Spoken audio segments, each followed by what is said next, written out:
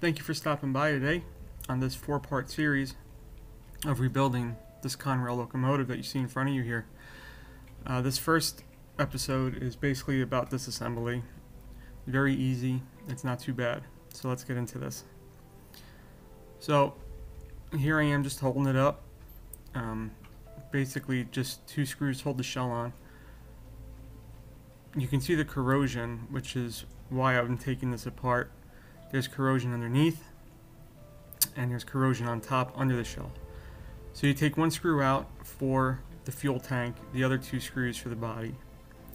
It slides off. It's a little tough because there's a conductor and an engineer in the locomotive. There they are.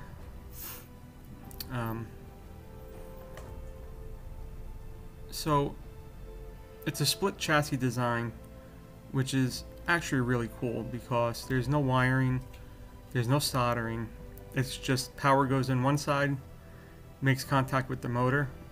There's the contacts for the motor right there. Goes through, motor turns. It's really awesome and simple, without a doubt. So the first thing I do with this, and you'll see, is I take the trucks off, and that's done by just removing the top screw. It takes me a little while because I'm studying what I'm doing so I don't mess it up. So I'm looking, I'm studying, seeing where I want to start, because this is the first time I've taken this locomotive apart to this degree. I don't usually take locomotives apart to this degree where it's down to basically nothing.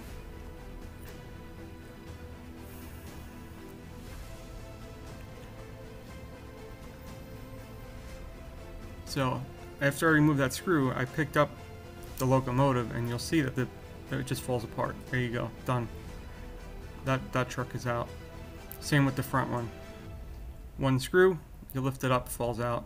And there's little tiny drive shafts that connected to the motor, which actually snap in a little bit to the trucks, so it makes it easy so they don't just fall out all over the place.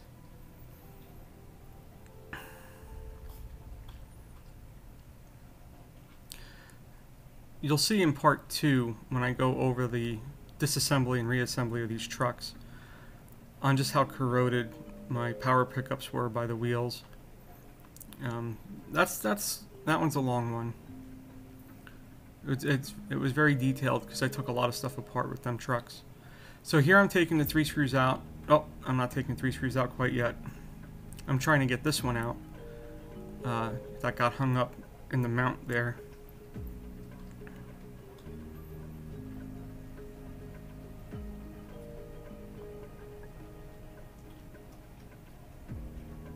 Alright, did I get it out?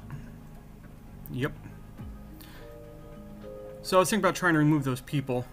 I decided to leave them in there. They're in there pretty good. So I take these 3 screws out that hold the body together, or the chassis together. And once you take these 3 screws out, there's like these plastic plugs that are threaded that go through the chassis, and then there's a spacer and a washer, or spacer / washer, that hold it in place but yet keep the 2 halves of the chassis touching together. If the 2 halves of the chassis touch, then you have a short and it won't work. So here I am taking those 3 screws out.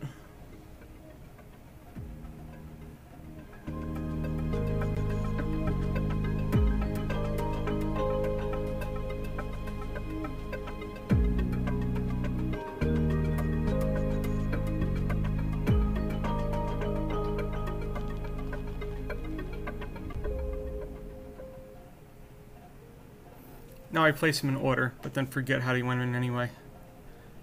Nah, I got it right. So now the 2 halves just fall apart, basically, and then the motor just gets pushed out. I don't know if you noticed all the corrosion on the bottom there. It's crazy.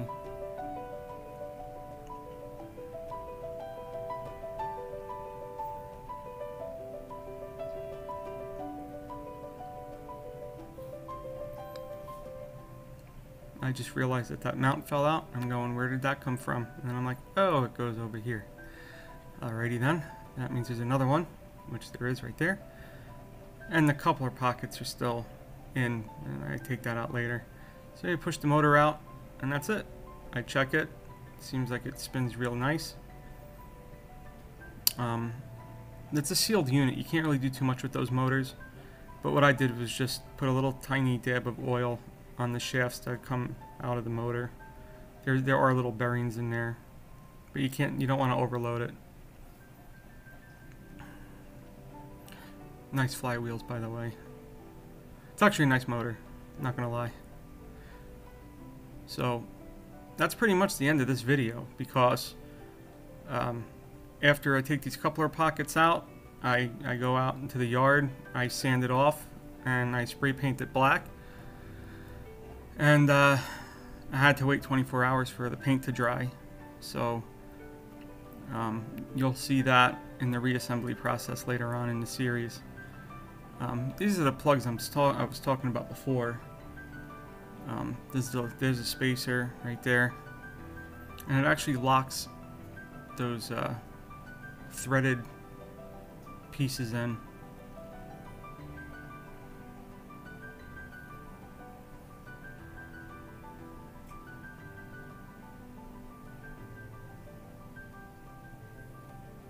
When I painted it over, I decided to leave the people on. I just taped them over. I was gonna try getting them off, but I didn't want to break them.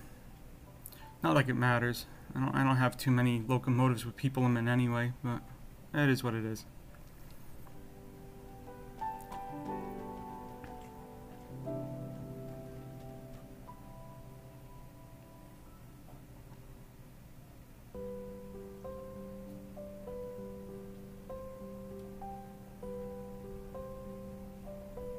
It was being difficult.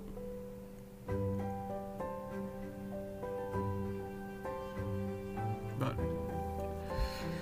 it eventually works out. So, like I said, I sanded it off, painted it up, end of story.